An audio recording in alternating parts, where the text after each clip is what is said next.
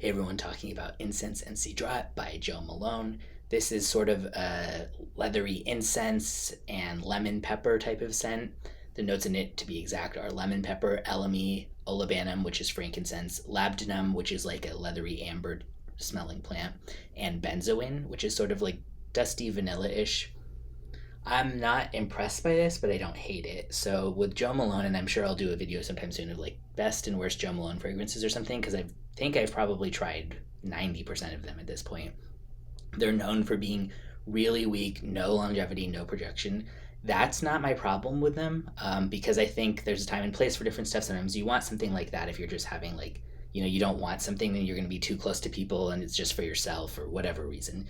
But this one doesn't actually have that much of that issue because of the notes in it being so much stronger. Also, Joe Malone's fragrances are typically marketed as colognes, which means that they're telling you it has a very low, concentration of it. It's not supposed to be some monster projector or whatever. But here, I don't care whether it projects or not because I don't want to wear it. It just reminds me of like a more boring, less exciting version of stuff like Byredo Chambord, which I've reviewed on here before. That's my favorite Byredo, and I'm not a big Byredo fan, but I really like that one.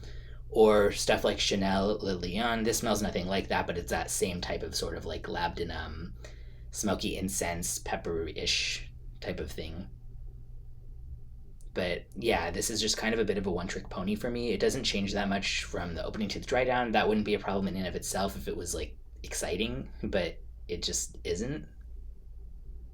Yeah, and there's also almost like a burnt barbecue, not barbecue sauce, but like burnt grill rubbery type of accord to it, and actually like that, as weird as it sounds. If it in certain fragrances, like really intense smoky ones, there it's creative and artistic and they're trying to be super intense, but this just doesn't go with the like kind of lackluster energy from this one.